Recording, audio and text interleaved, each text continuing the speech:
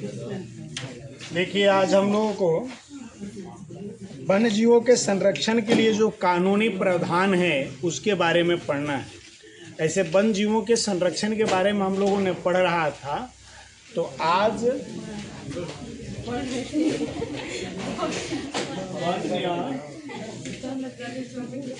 जीव संरक्षण के कानूनी प्रावधान पढ़ेंगे, ठीक ना। वन्य जीवों के संरक्षण का जो कानूनी प्रावधान है वो चीजें पढ़नी है। वन्य जीवों के संरक्षण के लिए बनाए गए नियमों तथा कानूनी प्रावधानों को दो वर्गों में बांटा जा सकता है। अब देखो, कहने का मतलब ये हुआ कि वन्य जीवों के संरक्षण के लिए जो कानूनी प्रावधान या नियम बनाए गए हैं उन सारे नियमों को दो वर्गों में बांटा गया है। पहला वर्ग है अंतर्राष्ट्रीय नियम और दूसरा है राष्ट्रीय नियम। यानी पहले हम लोग अंतर्राष्ट्रीय नियम पढ़ेंगे, ठीक ना। दो भागों में बांट दिया, एक राष्ट्रीय नियम और दूसरा अंतर्राष्ट्रीय नियम। जो कानून बनाया गया उसको दो भाग में बांटा गया। अंतर्राष्ट्रीय नियम वन्य जीवों के संरक्षण के लिए दो या दो से अधिक राष्ट्रों समूहों के द्वारा नियम तथा कानूनी प्रावधान बनाए जाते हैं। यानी अंतर्राष्ट्रीय नियम किसको कहेंगे? जिसमें दो या दो से अधिक देश या संस्थाएं आपस में मिल करके अंतर्राष्ट्रीय समझौता के अंतर्गत अगर कोई नियम कानून बनाती है तो ऐसे नियम कानून को अंतर्राष्ट्रीय नियम कहे जाए। यानी इसमें दो या दो से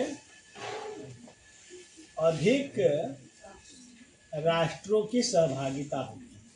यानी दूगो या दूगो से अधिक देश आपस में मिलकर के समझौता, जो कोई अंतर्राष्ट्रीय समझौता कर ले तो ऐसे कानून को हम लोग अंतर्राष्ट्रीय कानून कहते हैं। प्राकृतिक संसाधनों के संरक्षण पर 1968 में अफ्रीकी कन्वेंशन, अंतर्राष्ट्रीय महत्व के वेटलैंड्स का कन्वेंशन 1971 तथा विश्व प्राकृतिक संरक्षण धरोहर संरक्षण एवं रक्षा अधिनियम 1972 के अंतर्गत बनाए गए अंतर्राष्ट्रीय नियमों के द्वारा वन्य जीवों के संरक्षण के प्रयास किए जा रहे हैं। तो अब इस तरह के अगर उदाहरण देखा जाए कि जो अंतर्राष्ट्रीय नियम क्या बनाया गया इन वन्य जीवों के संरक्षण के लिए, तो सबसे पहला जो ऐसा कोई कानून बनाया गया वो 1968 में अफ्रीकी कन्वेंशन। पहला क्या था? 1968 का अफ्रीकी कन्वेंशन।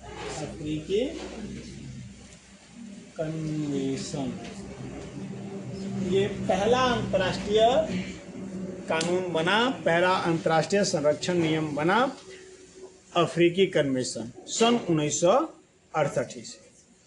उसके बाद अगर देखा जाए तो अंतर्राष्ट्रीय महत्व के जितने भी वेटलैंड्स थे इसका कन्वेंशन, अंतर्राष्ट्रीय महत्व के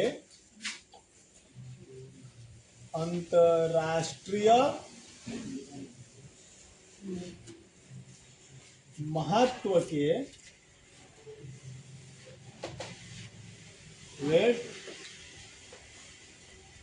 वेटलैंड्स कन्वेंशन।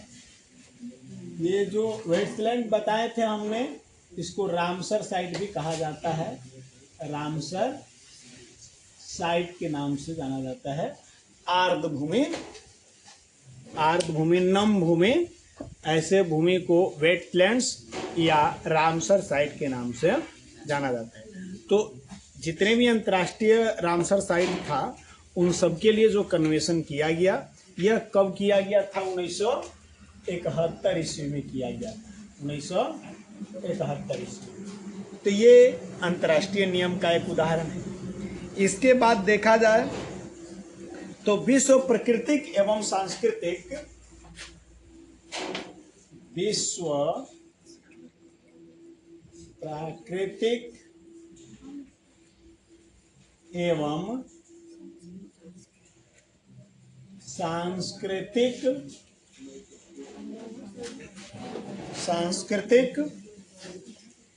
धरोहर संरक्षण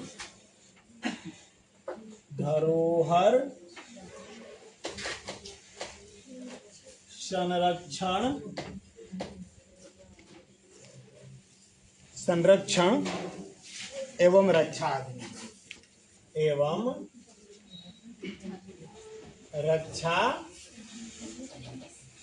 अधिनियम, ये कब बना? 1972। ठीक ना। तो ये कुछ ऐसे उदाहरण हैं अंतर्राष्ट्रीय नियम के जो वन और वन्य जीवों के संरक्षण के लिए बनाया गया है।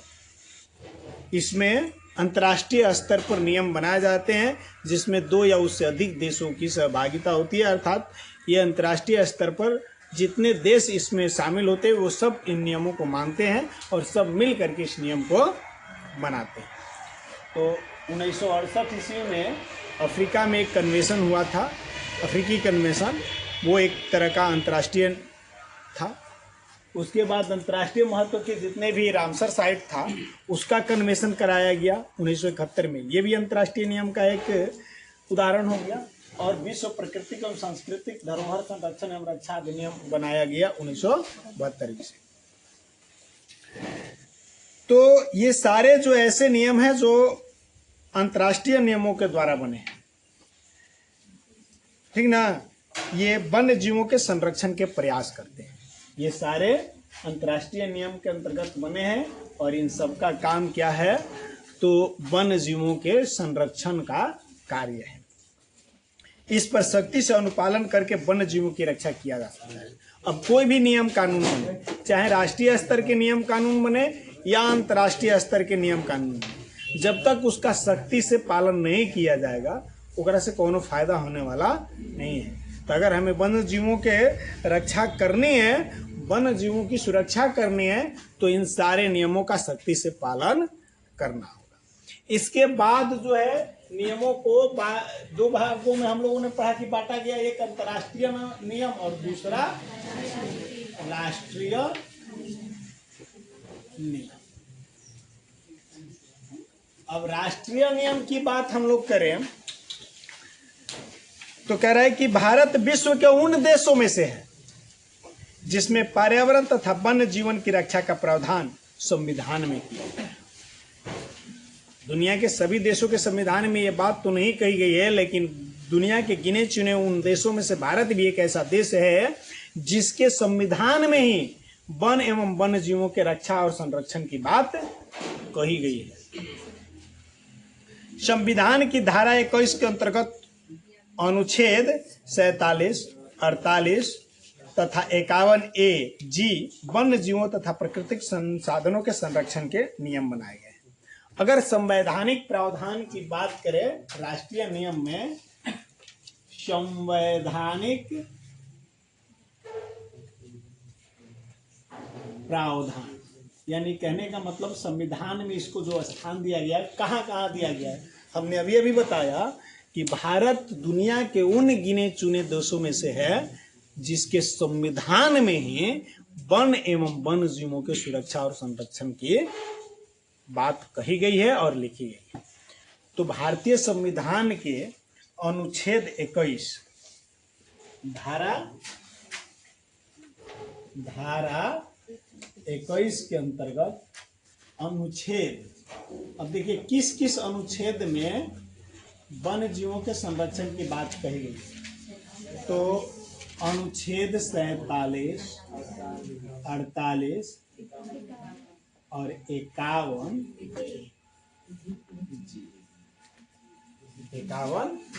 ए, ठीक ना। ये ऐसे 3 अनुच्छेद हैं जिनमें वन्य जीवों के सुरक्षा और संरक्षण के लिए प्रावधान संविधान में किया गया है। वर्ष 1952 में भारतीय वन्य जीव बोर्ड के गठन के बाद वन्य जीवों के संरक्षण के प्रति सरकार का रुख गंभीर हुआ। अब ध्यान रखेंगे, वन्य जीव बोर्ड का गठन कब हुआ था? वन्य जीव बोर्ड, तो वन्य जीव बोर्ड का गठन 1952 ईस्वी में किया। ध्यान रखेंगे, थोड़ा सा इस चीज को समझते हैं। 1952 ईस्वी में वन्य जीव बोर्ड का गठन किया गया, और जब वन्य जीव बोर्ड का गठन किया गया तो यह वन्य जीवों के संरक्षण के प्रति थोड़ा गंभीर रुख अख्तियार किया। मैंने थोड़ा गंभीरता से इस पर विचार किया कि वन्य जीवों का संरक्षण होना चाहिए। प्रांतीय स्तर पर भी वन्य जीव बोर्ड का गठन किया गया, और यही कारण है कि इसको प्रांतीय स्तर पर भी वन्य जीव बोर्ड का गठन कर दिया गया। वन्य जीव सुरक्षा एक्ट 1972, नियमावली 1973 एवं संशोधित एक्ट 1991 के अंतर्गत पक्षियों तथा जानवरों के शिकार पर प्रतिबंध लगाया गया। देखो, वन्य जीव बोर्ड का गठन हुआ, ये थोड़ा गंभीरता से विचार किया, और विचार करने के बाद सुझाव दिया, और सुझाव देने के बाद हमारी गवर्नमेंट ने एक कानून बनाया, वन्य जीव सुरक्षा एक्ट। ठीक ना? क्या कानून बनाया गया? वन्य जीव सुरक्षा, यह कानून, एक्ट का मतलब कानून होता है। ठीक ना? तो वन्य जीव सुरक्षा कानून बनाया गया वन्य जीवों के सुरक्षा के लिए। यह बनाया गया था 1972 में। कब बनाया गया? लेकिन इसकी नियमावली कब निकाली गई? इसकी नियमावली आई 1973 में। नियमावली का मतलब समझ रहे हैं ना? का प्रावधान किया गया, इसका लिस्ट आया, इसकी सूची आई, वो कब आई? 1973 में प्रकाशित की गई। फिर एक में संशोधित करना पड़ा। मान लो जब कोई कानून बनता है तो उस समय की तत्कालिक परिस्थितियों को देख करके कोई कानून बना दिया जाता है, लेकिन बाद में पता चलता है कि ही मिस्टेक है, एक को सुधार दिया जाए तो ये कानून और बेहतर हो जाएगा, चाहे लोगों को ज़्यादा इससे फायदा होने लगेगा, तो समय के अनुसार उसमें परिवर्तन कर दिया जाता है।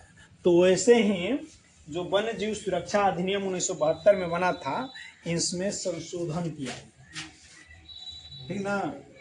संशोधन एक, इसको संशोधित कब किया गया? 1991।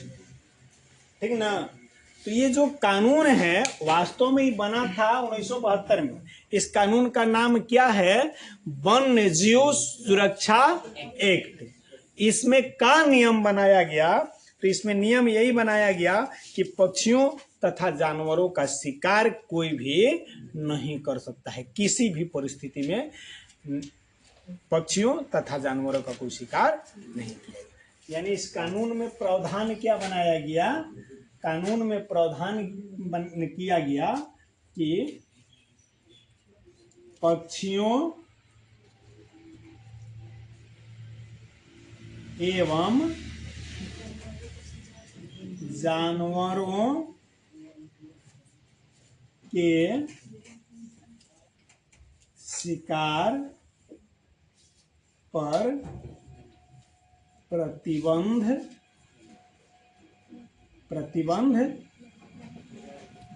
लगाया गया।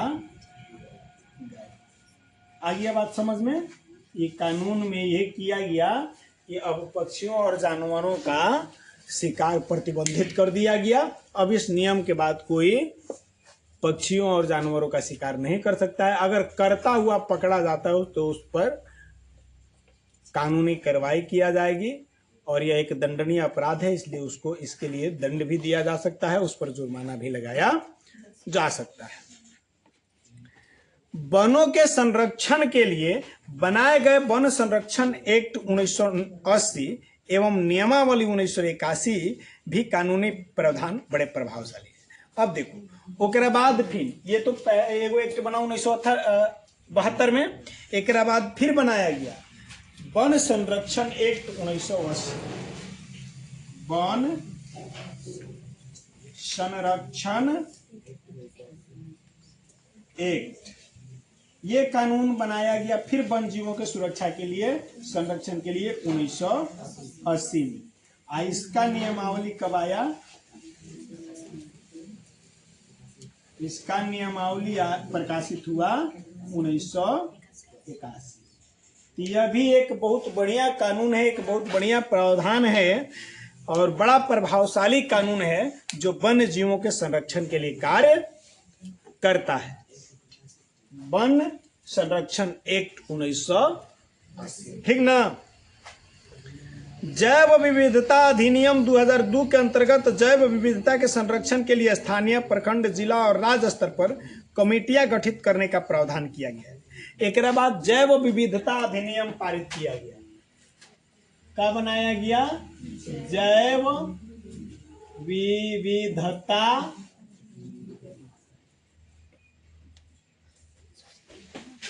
अधिनियम। जैव विविधता अधिनियम कब बनाया गया? 2002 ईस्वी में। एकरा में का प्रावधान किया गया? जैव विविधता अधिनियम जो कानून बनाया गया, इस कानून में यही प्रावधान किया गया कि जितने भी स्थानीय स्तर के जैसे प्रखंड है, जिला है, इस पर कमेटियों का गठन किया जाएगा, ठीक ना। वन जीवों को संरक्षण को ही ध्यान में रखकर प्रत्येक राज्य से कहा गया कि वे राज्य स्तरीय जानवर और पक्षी की घोषणा करें। और साथ में देखो इसमें क्या प्रावधान किया गया? तो पहल का प्रावधान तो यह रहा कि स्थानीय, प्रखंड एवं जिला स्तर पर कमेटियों का गठन, ये काम किया गया। स्थानीय स्तर पर, प्रखंड स्तर पर, जिला स्तर पर कमेटियों का गठन किया गया, जिस कमेटी का काम था वन्य जीवों को सुरक्षा प्रदान करना, उसके शिकार पर प्रतिबंध लगाना, देख रेख करना कि कहीं कोई नुकसान तो नहीं हो रहा है, जैव विविधता को बनाए रखने की प्रयास करना। एकरा में कहा गया कि प्रत्येक राज्य अपने राज्य का राजकीय पशु एवं पक्षी घोषित करे, ठीक ना।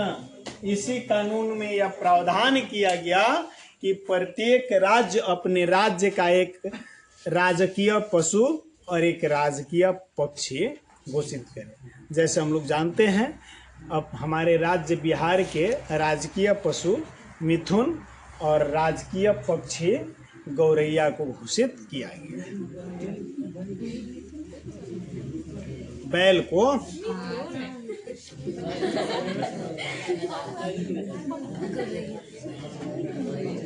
बात समझ में आ गया? तो ये हम लोगों ने अभी तक जो था, जो कहा जाए कि वन्य जीवों के लिए जो कानूनी प्रावधान था, वन्य जीवों के संरक्षण के लिए जो कानूनी प्रावधान किया गया, उसका अध्ययन हम लोगों ने किया और हम लोगों ने यही पाया कि वन्य जीवों के संरक्षण के लिए जो कानूनी प्रावधान किए गए हैं उनको दो स्तर पर बांटा गया है। पहला अंतर्राष्ट्रीय स्तर और दूसरा राष्ट्रीय स्तर। बहुत सारे ऐसे भी कानून बनाए गए जो अंतर्राष्ट्रीय स्तर पर प्रभावशाली हैं, जिसमें 2 या 2 से अधिक देश मिलकर के वैसे कानूनों का निर्माण किया है। और उसके बाद राष्ट्रीय स्तर के अगर कानून की बात करें तो हम लोग खुद भारत की बात कर रहे हैं, हम अपने देश की बात कर रहे हैं। तो भारत दुनिया के गिने चुने उन देशों में से है जहाँ के संविधान में ही वन जीवों और वन जीवों के संरक्षण पर बात कही गई है। और इसके लिए हमारे संविधान के धारा 21 के अंतर्गत अनुच्छेद 47, 48 और 51 AG में ये कानूनी प्रावधान किया गया है, संवैधानिक प्रावधान किया गया। इसके अलावा समय समय पर गवर्नमेंट ने वन्य जीवों के संरक्षण के लिए कानून भी बनाया है और अन्य व्यवस्थाएं भी की गई है। जैसे वन्य जीव बोर्ड 1952 में स्थापित किया गया, वन्य जीव सुरक्षा अधिनियम 1972 लाया गया, उसकी नियमावली प्रकाशित 73 में किया गया, फिर उसमें संशोधन किया गया 1991 में। वन संरक्षण एक्ट बनाया गया 1980 में, उसका नियमावली प्रकाशित किया गया 81 में। जैव विविधता अधिनियम बनाया गया 2002 में और जैव विविधता अधिनियम 2002 का प्रावधान के अनुसार एक प्रत्येक राज्य को अपना राजकीय पशु और राजकीय पक्षी घोषित करने को कहा गया कि अब आप सब लोग जितने भी राज्य हैं अपने यहाँ का ये चयनित करते समय क्या देखा जाता है, देखा जाता है कि कौन सी प्रजाति विलुप्तता की ओर जा रही है और हमारे राज्य के सबसे फेमस है। तो वैसे प्रजातियों को राजकीय घोषित कर दिया जाता है और राज्य के स्तर से उसको संरक्षण प्राप्त किया जाता है। समझ में आ गया? अरे इतना दिन से पढ़ रहा है नियमावली, ये नहीं जाना।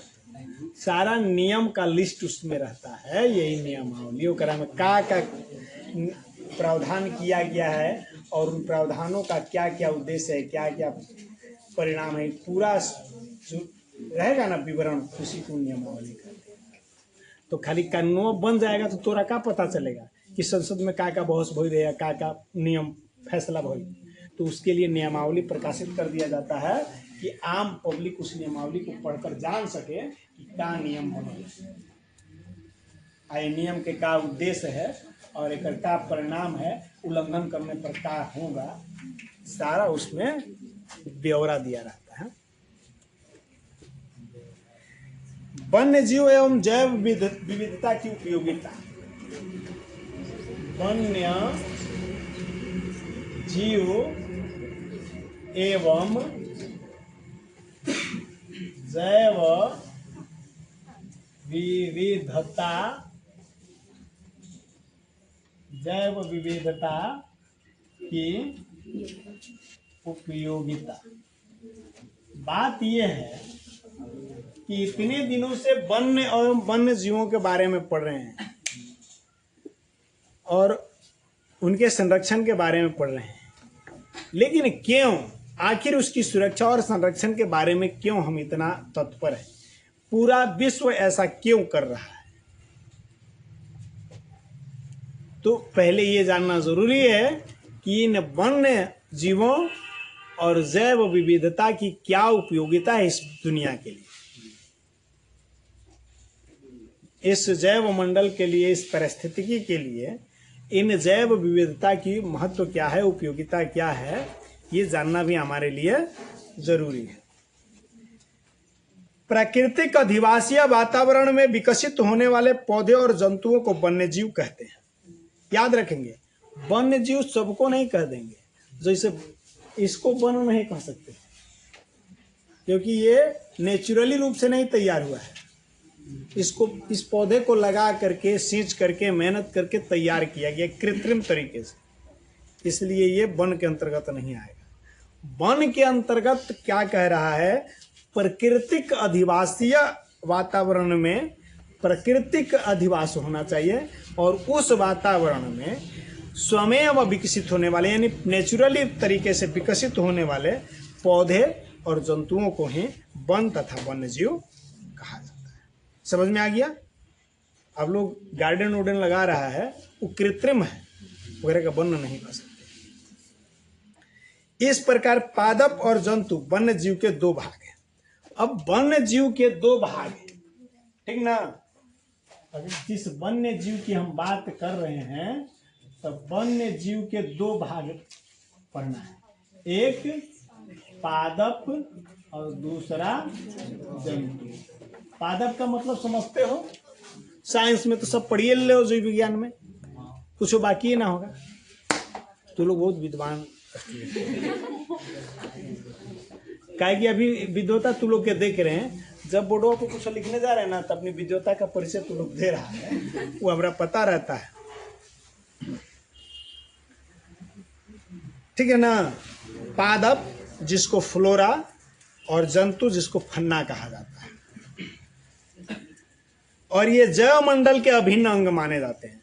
हयो है जैवमंडल का अभिन्न अंग, यानी एक तरह से अलग नहीं हो सकता है। अभिन्न माने ओकरा से कोनो भिन्न नहीं है। इस जैवमंडल का एक ऐसा अंग है जिसको अलग नहीं किया जा सकता है। यह हमारी धरा पर अमूल्य धरोहर है। धरा माने धरती, ये हमारे धरती पर अमूल्य धरोहर जिसका कोई मूल्य नहीं है, जिसका मूल्य निर्धारित नहीं किया जा सकता है। वन्य जीव सदियों से हमारे सांस्कृतिक एवं आर्थिक क्षेत्र में महत्वपूर्ण भूमिका निभाते आए हैं। इनमें हमें भोजन, वस्त्र के लिए रेशे, खाल, आवास आदि सामग्री एवं अन्य उत्पादन प्राप्त होते हैं। सबसे पहले एक डायरेक्टली का यूज है। डायरेक्टली हम एक तरह से का प्राप्त करते हैं, का फायदा है, तो जंतुओं से हमें भोजन मिल जाता है, वस्त्र के लिए रेशे मिल जाते हैं, खाल मिलता है और आवासीय क्षेत्र भी मिल जाता है।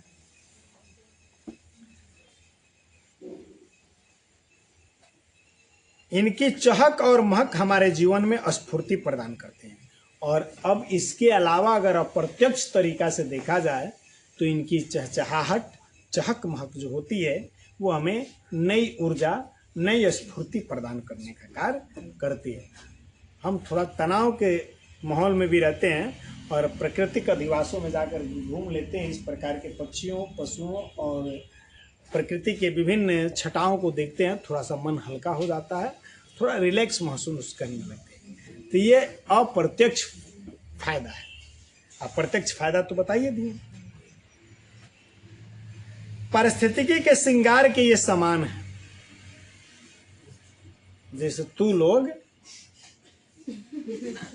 अपने आप को सुंदर दिखाने के लिए विभिन्न प्रकार के श्रृंगार करते हो। देखो नहीं देखो, हम बताते हैं। आज से 15 साल 20 साल पहले ये पहचान हुआ करता था लड़की मतलब श्रृंगार, लेकिन विगत कुछ वर्षों से मैं देख रहा हूं कि इस मामले में लड़कियां बहुत पीछे चली गई। कौन सा श्रृंगार प्रसाधन का प्रयोग लड़के नहीं कर रहे हैं, सोचने वाली बात है।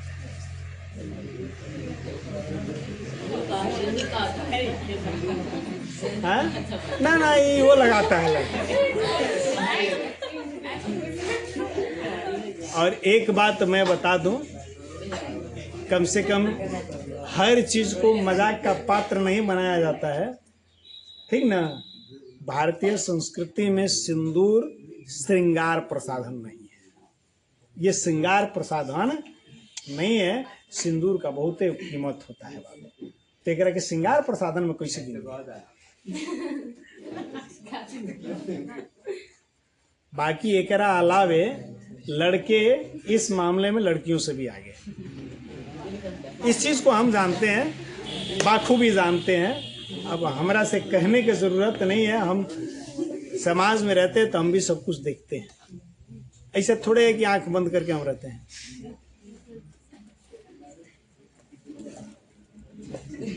चलिए, तो कहने का मतलब ये सारे जो जैव विविधताएं हैं, ये प्रकृति के श्रृंगार का काम करता है, प्रकृति की सुंदरता का कार्य करता है। जहाँ कुछ नहीं है ओकरा जमीनों में देखला पर उजाड़ वीरान दिखाई देता है। अभी कुछ दिन पहले हम लोग अपने खेतों की तरफ झांकते थे तो हरियाली देख करके बहुत सुंदर लगता था। अब एक घड़ी देखला पर एकदम उजाड़ और वीरान दिख रहा है। खेतवा सब फरहरी जोता गया है तो अब देखने पर एकदम उजाड़ वीरान दिख रहा है, वो देखने पर भी सुंदर नहीं लग रहा है। और यही भूमि का टुकड़ा जब हरियाली छा जाता है, कोई भी फसल लग रहता है या घास फूस भी लग जाते हैं तो थोड़ा देखने में सुंदर लगता है। अभी खेतों में जिधर देख रहे हैं, आज जिधर बिजड़ा लगाया गया है, नर्सरी लगाई गई है धान के पौधों का, कितना सुंदर लग रहा है। तो ये जैव विविधताएं होती है, जो वनस्पतियां होती हैं या जो जीव जंतु होते हैं, ये प्रकृति के श्रृंगार होते हैं। भारत में इन्हें सदैव आदर भाव एवं संपूज्य समझा गया है। इनको आदर भाव दिया गया है और पूजा भी जाता है। मनुष्यों के लिए प्रेरणा का स्रोत तो सैलानियों के लिए आकर्षण का विषय बना हुआ है। सैलानी लोग घूमने के लिए, देखने के लिए आते हैं। जिन क्षेत्रों में, जैसे प्रवासी सारस की बात हम किए थे, अब उस टाइम में देखिएगा सैलानी लोग दरभंगा आते हैं इन पक्षियों को देखने के लिए। हम लोगों के तरफ लोग शिमला, मैसूरी, नैनीताल, झुमरी, तलैया घूमने के लिए जाते हैं, यही सब चीजें देखने के लिए ना, प्राकृतिक छटा देखने के लिए ना, प्रकृति के मनोहारी दृश्य को देखने के लिए ना। अभी सासाराम में आप जाइए तो दो झरना है, एक तुतला भवानी झरना और एक मारधर झरना। अरे धुआं कुंड के नाम से भी इसको जाना जाता है, ससेराम में है।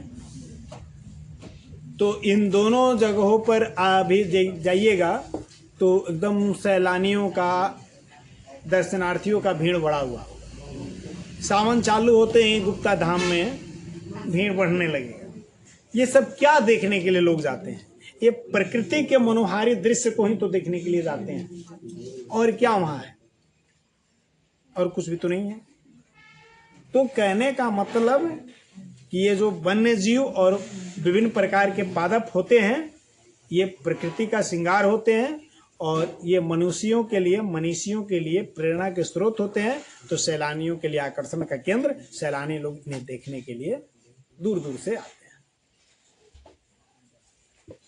सबसे पहले हम पादप की बात करते हैं।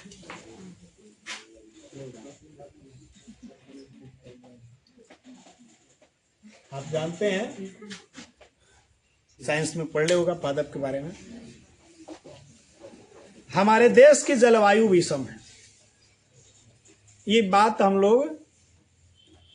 हमको लगता है कि 5-6 क्लास से पढ़ना शुरू कर देते हैं। ऐसे हम लोगों के टाइम में तो 3 या 4 क्लास में था, लेकिन आप लोगों को उम्मीद करता हूं कि 5-6 में पढ़ना होगा।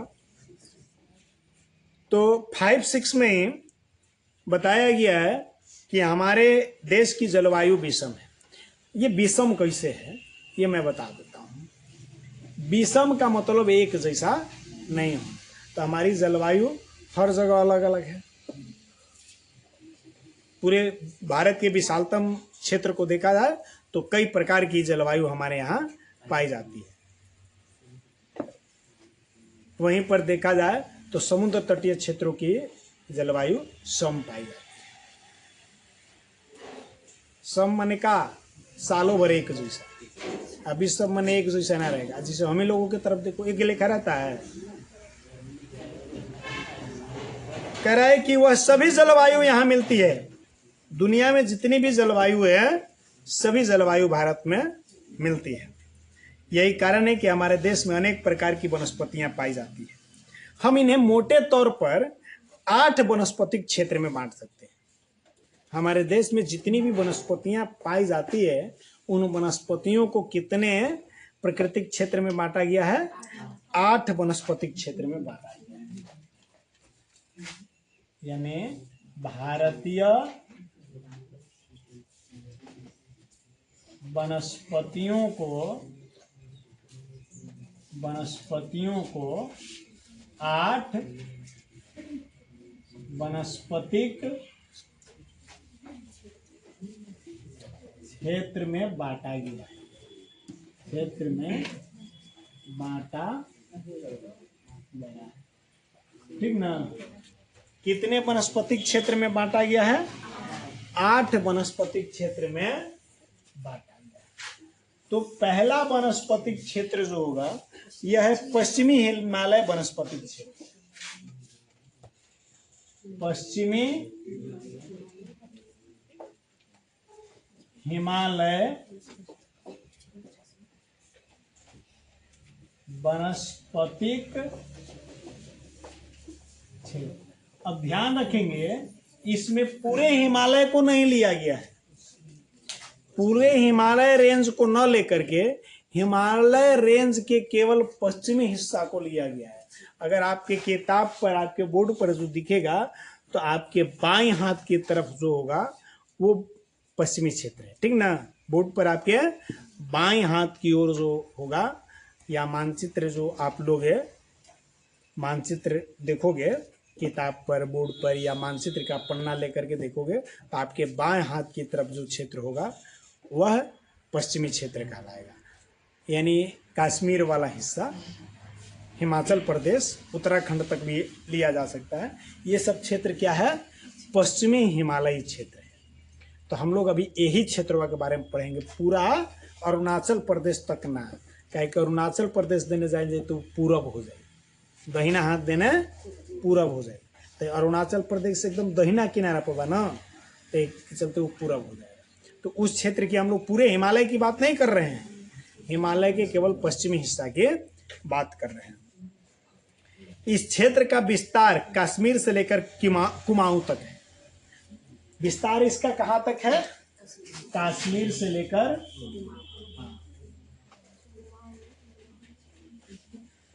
कश्मीर से कुमाऊं तक, नेपाल तक पहुंच जा रहा है ना। यहां चीड़, देवदार और कोणधारे वृक्ष का फैलाया हुआ। अगर इस क्षेत्र की विशेषता बताएं कि किस प्रकार के वृक्ष पाए जाते हैं, तो चीड़ के वृक्ष पाए जाते हैं, देवदार के वृक्ष पाए जाते हैं और कोणधारी वृक्ष पाए जाते हैं। चूंकि यहाँ ऊंचाई ज्यादा होता है, बर्फ अधिक मात्रा में गिरते हैं, इसलिए यहाँ कोणधारे, शंकुनुमा वृक्ष पाए जाते हैं। ऊंचाई के साथ साथ वृक्षों की प्रजातियों में परिवर्तन भी देखने को मिलता है। जैसे जैसे ऊंचाई बढ़ेगा या घटेगा, इस वृक्षों के प्रजातियों में अंतर पाया जाता है। अधिक ऊंचे क्षेत्रों में अल्पाइन वनों का विस्तार है। यानी ये कहा जाए 4750 मीटर से अधिक ऊंचाई पर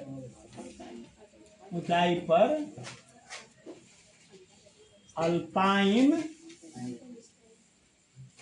वृक्ष पाए जाते हैं, ठीक ना। ज्यादा ऊंचाई होने के चलते उधर शाखाओं वाले वृक्ष नहीं होते, अल्पाइन वृक्ष होते हैं, ठीक ना।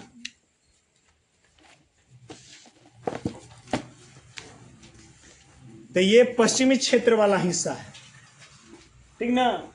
पश्चिमी हिमालय वनस्पतिक क्षेत्र में हिमालय के पश्चिमी हिस्सा को एक वनस्पतिक क्षेत्र बांट दिया गया है। और उस क्षेत्र की विशेषता क्या है? तो वहाँ चीड़, देवदार और कोणधारी वृक्षों की प्रधानता पाई जाती है। ऊंचाई अत्यधिक हो जाता है, जब 4750 मीटर से भी अधिक ऊंचाई पर चले जाते हैं तो वहाँ कोई वृक्ष नहीं पाया जाता है, अल्पाइन एक प्रकार के कहा जाए कि घास पाए जाते हैं। उसके बाद दूसरा हो जाएगा पूर्वी हिमालय वनस्पतिक क्षेत्र। पूर्वी हिमालय वनस्पतिक क्षेत्र, तब तक कहना ना पड़ेगा, खुद समझ में आ जाएगा कि कुमाऊं से लेकर अरुणाचल प्रदेश तक टोटल का हो गया पूर्वी हिमालय हो जाएगा, ठीक ना। लिख दें, बुझा जाएगा। अच्छा लिख, कुमाऊं से अरुणाचल प्रदेश के बीच, ठीक ना। कह रहा है कि इस क्षेत्र में ओक, छोटी बेंत तथा फूलों वाले सदाबहार वृक्ष पाए जाते हैं। अगर वृक्ष की बात करें कि इस क्षेत्र में किस प्रकार के पूर्वी हिमालय वनस्पतिक जो क्षेत्र है इस क्षेत्र में कैसन वृक्ष पाया जाता है? तो ओक की वृक्ष पाई जाती है। चलिए तो वो घूमने तो दिखाते पैदल है, छोटी बहन घूमना है तो पैदल जाना चाहिए ना, गाड़ी से कैसे घूमोगे? ऐसे से पैदल चल नहीं, देखो कोनो बड़ी बात नहीं है, साल भर के खाना पीना की व्यवस्था कर लेना है,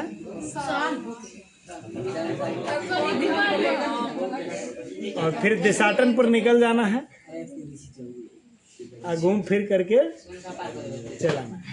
तिरछी जाओगे तो क्या देखोगे? देखते चलो, नजदीक के क्षेत्र छोड़ करके दूर देखने जाओगे। पहले ये कैमूर से शुरू करो, बहुत बढ़िया वनस्पतिक क्षेत्र है कैमूर वाला, इसको काहे नजरअंदाज कर रहे हैं? और फूलों वाली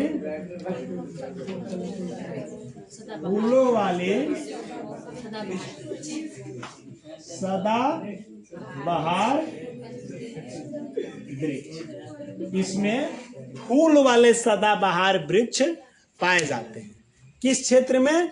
तो पूर्वी हिमालय वनस्पतिक क्षेत्र में।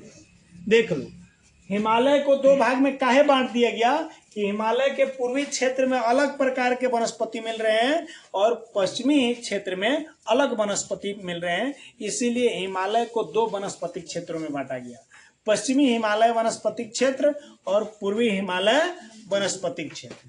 पश्चिमी हिमालय वनस्पतिक क्षेत्र में चीड़, देवदार और कोणधारी वृक्ष पाए जाते हैं, वहीं पूर्वी हिमालयी क्षेत्र में ओक, छोटी बेत और फूलों वाली सदाबहार वृक्ष पाए जाते हैं। इसके बाद असम के वनस्पतिक क्षेत्र, तीसरा आ गया, असम को इसमें अलग कर दिया, असम के वनस्पतिक क्षेत्र।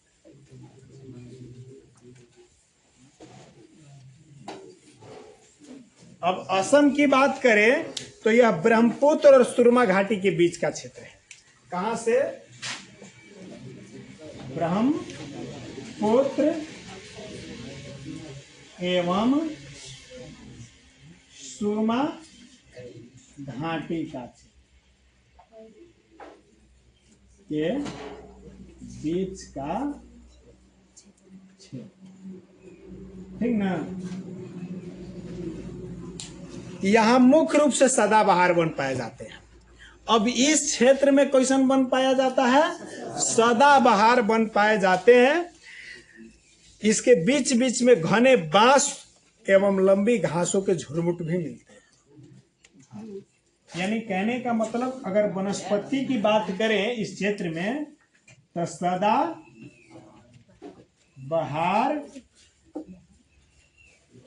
वृक्ष पाए जाते हैं और बीच बीच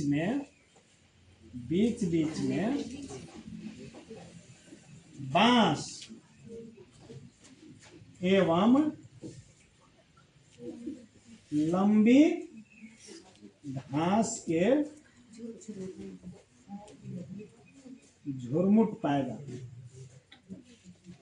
ठीक ना? ये जंगल ज्यादा घना होता है। घना ये ले हो जाता है कि खाली पेड़ रहता तो नीचे का हिस्सा खुला रहता, तो उतना घना नहीं रहता। अब नीचे के हिस्सों में क्या रहता है? घास लंबा लंबा रहेगा, 7-7 फुट 8 फुट तक की घास रहता है। नहीं देख ले का इतना बड़ा घास, कौन तो ना कह रहे, झूर, काशी, फूस, ये सब का है? घास ना है, 6 फुट से लंबा ना होता है।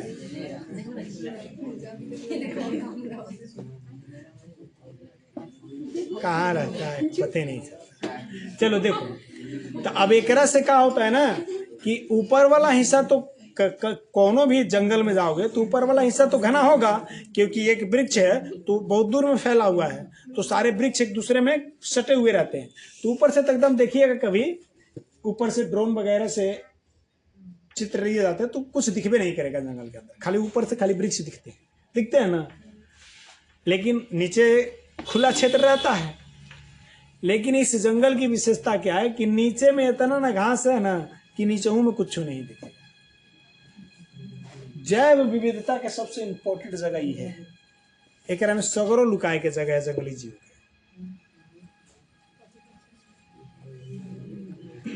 इसके बाद सिंधु मैदान वनस्पतिक क्षेत्र।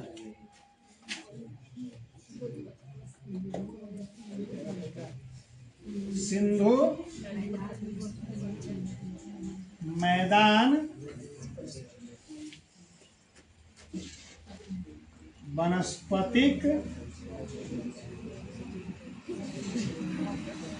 अब जो सिंधु नदी है ना, तो सिंधु नदी के द्वारा बहा करके लाई गई जलोढ़ मिट्टी से जो मैदान का निर्माण हुआ है, उस क्षेत्र का जो वनस्पतिक क्षेत्र है उसी को सिंधु मैदान वनस्पतिक क्षेत्र के नाम से जाना जाता है।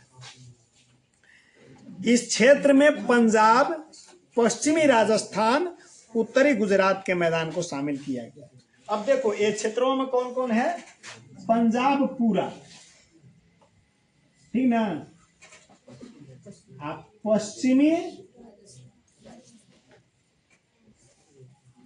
राजस्थान और उत्तरी गुजरात, इन क्षेत्रों को शामिल किया गया है। इस क्षेत्र में बबूल, नागफनी, खेजरी, आक आदि के वृक्ष पाए जाते हैं। अब पहले ही देखने ही से बुझा जा रहा है पश्चिमी राजस्थान का कौन हिस्सा? मरुस्थलीय। पूर्वी राजस्थान में हरा भरा है जी, वीरान है पश्चिमी राजस्थान। उत्तरी गुजरात जो सटल है राजस्थान से, तो यो मरुस्थले हो गया। पंजाब भी का वह एरिया। तो इस क्षेत्रों में अब वनस्पति कैसन मिलेगा? मरुस्थल में बबूल, नागफनी, जिसमें कम पानी की आवश्यकता हो।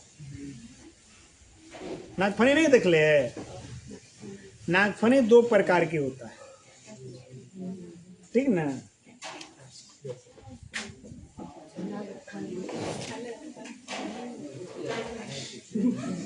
एक इस प्रकार का रहता है, देख लो। आइए इस तरह,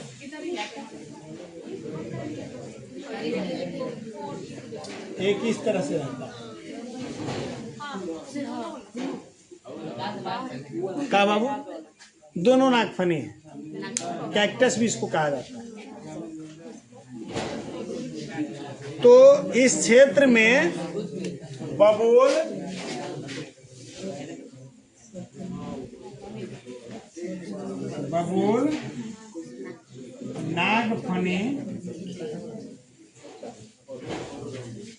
नागफनी, खेजरी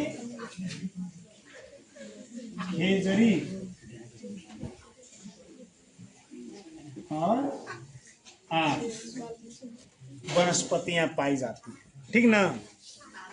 यही पौधे उस क्षेत्र में झाड़ी नुमा कटीले झाड़ियां हैं, ये सब यही पाया जाता है। गंगा की मैदानी वनस्पतिक क्षेत्र। अब सबसे इंपॉर्टेंट जो आ गया, गंगा के मैदानी वनस्पतिक क्षेत्र। चलो ऐसे टाइम है, थोड़ा सा इसको लिखना है, जे लिख ले हैं सब। चलिए, अब गंगा की मैदानी वनस्पतिक क्षेत्र। गंगा के मैदानी वनस्पतिक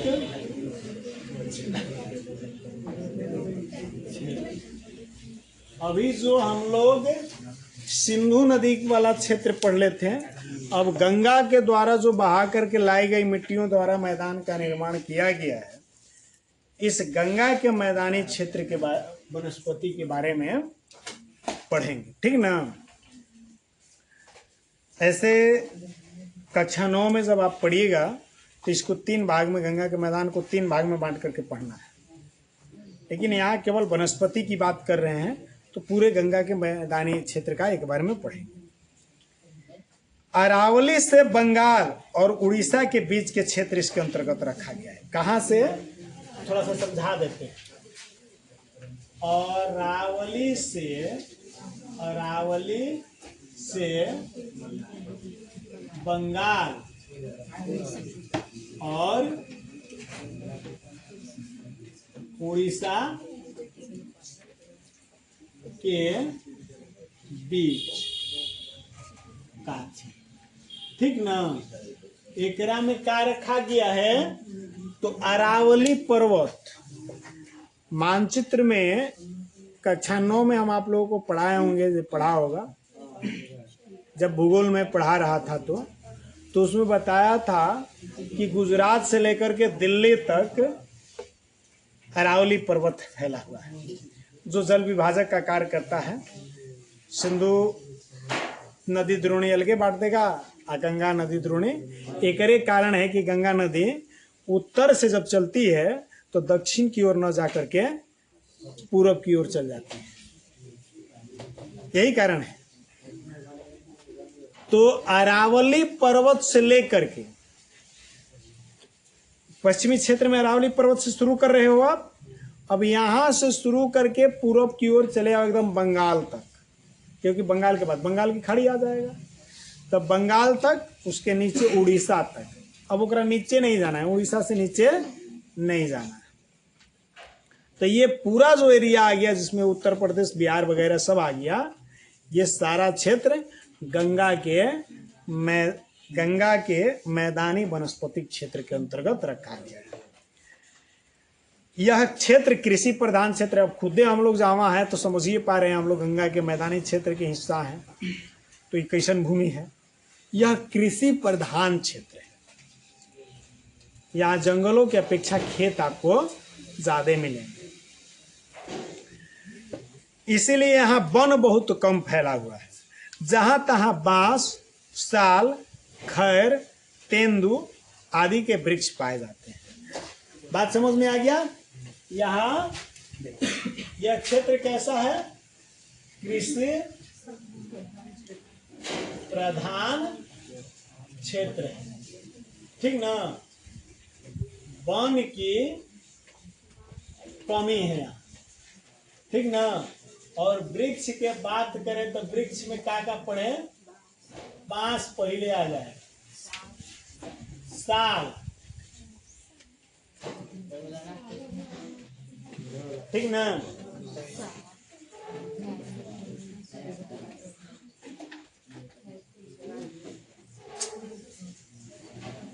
खैर तेंदु, खैर तेंदु आदि वृक्ष इस क्षेत्र में पाए जाते हैं, ठीक ना। इसके बाद दक्षिण, अब देखो उड़ीसा के बाद कहे थे ना नीचे नहीं जाना है, अब नीचे वाला हिस्सा में आएंगे। दक्षिण का पठारी वनस्पति 6वें नंबर पर आता है। दक्षिण का पठारी वनस्पतिक क्षेत्र। का भुलाए तू लोग के बाबू, का है भूल मुनैले है इतना। तू लोग 3 गो 4 गो लड़का ऐसा हो गया है ना कि तू लोग एक बाहर के फेंकियो दिला पर कोई ना उठाए।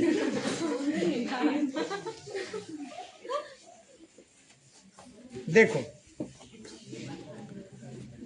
दक्षिण के जो पठारी वनस्पतिक क्षेत्र की हमने बात किया, ये पूरा भारत के जो पठार है ना, दक्षिण का पठार, पूरे दक्षिण के पठार को इसमें शामिल कर लिया गया है एकदम लास्ट तक। एकरा में छूट जाएगा, का छूटेगा तो दोनों साइड में जो तटीय क्षेत्र है ना, ये छूट जाएगा। कह रहा है कि इसमें पूरा दक्षिण का पठारी क्षेत्र सम्मिलित किया गया है। यहाँ पतझड़ वाले वृक्ष पाए जाते हैं। अब देखो इस क्षेत्र में कैसा वृक्ष पाया जाता है? तो पतझड़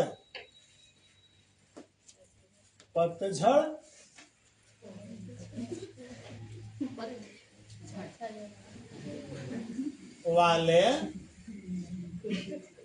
वृक्ष पाए जाते हैं। ठीक है ना? एकरा में कैसन वृक्ष पाया जाता है? तो पतझड़ वाला वृक्ष ओकरा के कहा जाता है जो एक खास मौसम में, जाड़े के मौसम में, शिशिर ऋतु में अपने सारे पत्ते एक साथ गिरा देगा। उस समय वृक्ष देखने पर एकदम सूखा सा दिखाई देगा, पत्ती विहीन। ऐसे वृक्षों को पतझड़ वृक्ष के नाम से जाना जाता है। जैसे हम लोगों के क्षेत्र में पाए जाने वाला महुआ, शीशम, नीम, सागौन, हाँ, ये सब वृक्ष ऐसे हैं जो पतझड़ वृक्ष हैं। तो इस क्षेत्र में, दक्षिण के पठारी वनस्पतिक क्षेत्र में कौन से वृक्ष ज्यादा पाए जाते हैं? यही पतझड़ वृक्ष पाए जाते हैं। इसके अतिरिक्त विभिन्न प्रकार की जंगली झाड़ियां भी देखने को मिलती है तथा जंगली झाड़ियां भी पाई जाती हैं। देखिएगा, आप जाइएगा रेलवे स्टेशनों पर खूब बढ़िया मुंह धोने के लिए दतुअन मिलेगा। ये इन्हीं झाड़ियों से काट कर लाया जाता है।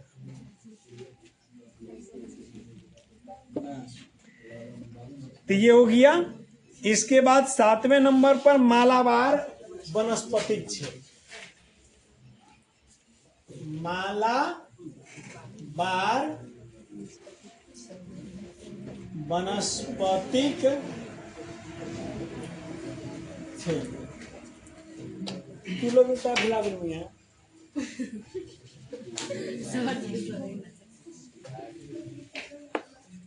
देखो, एक बात बताते हैं। अभी हम जब दक्षिण के पठारी वनस्पतिक क्षेत्र की चर्चा किया तो कह दिए कि पूरा लास्ट तक, एकदम नीचे तक बोले थे ना, लेकिन कहा कि हमें दोनों ओरे साइड में तटीय क्षेत्र बाकी रह जाए। वही में से वो तटीय क्षेत्र आ गई मालाबार वनस्पतिक क्षेत्र। ये पश्चिम वाला क्षेत्र जो बा ना, पश्चिम में केरल, कर्नाटक, ये वाला क्षेत्र वाला मुंबई तक चल जाए, तो इस क्षेत्र को मालाबार वनस्पतिक क्षेत्र के नाम से जाना जाता है। इसके अंतर्गत अगर लिखना चाहोगे तो लिख सकते हो पश्चिम के तटीय क्षेत्र। अब जितना पश्चिम वाला तटीय क्षेत्र है ना, सब एक अंतर्गत आ जाएगा। यहाँ पर गरम मसाला, सुपारी, नारियल, रबर के वृक्ष के अलावा काजू, चाय एवं कॉफी के वृक्ष पाए जाते हैं। यही वो क्षेत्र है जो भारत को गुलाम कर दिया था। इसी कारण से भारत गुलाम करता है। ना वो लोग इधर गरम मसाला ले जाता, ना उतना महंगा बिकता, ना लालच में भारत को गुलाम बनाता।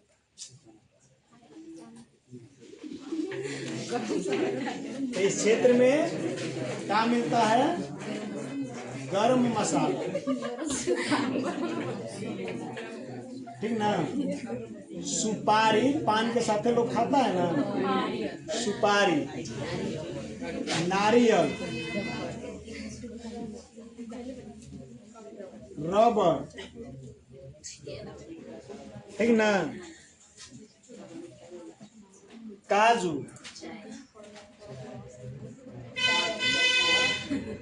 चाय एवं कॉफी, ये सब इसी क्षेत्र में पाया जाता है। एक बाद बच गया का पूरब वाला तटीय क्षेत्र ना। पूरब वाला तटीय क्षेत्र के छोड़ करके समुद्र में जाओगे तो कुछ निमज्जित क्षेत्र, टापू मिलता है, जिसको अंडमान निकोबार द्वीप समूह कहा जाता है। तो यही अंडमान वनस्पतिक क्षेत्र। 8वां क्या है? अंडमान वनस्पतिक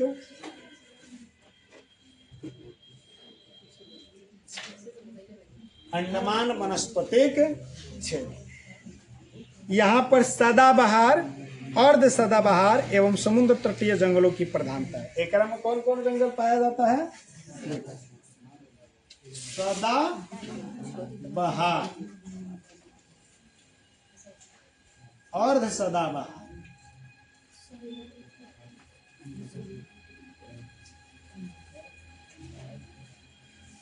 तथा समुद्र तटीय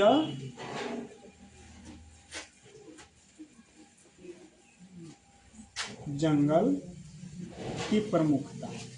ठीक ना? तो इस प्रकार से हम लोगों ने क्या पाया कि पूरे भारत के जितने भी पादप जगत है, उस पूरे भारत के पादप जगत को 8 वर्गों में बांट दिया गया है और उन 8 वर्गों में किस किस प्रकार की वनस्पति पाई जाती है, इसका अध्ययन हम लोगों ने किया।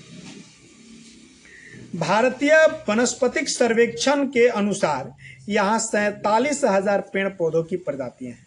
भारतीय वनस्पतिक सर्वेक्षण के अनुसार भारतीय वनस्पतिक सर्वेक्षण के अनुसार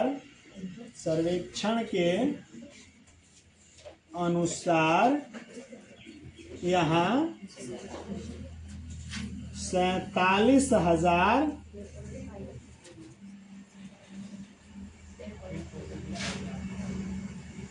पेड़ पौधों की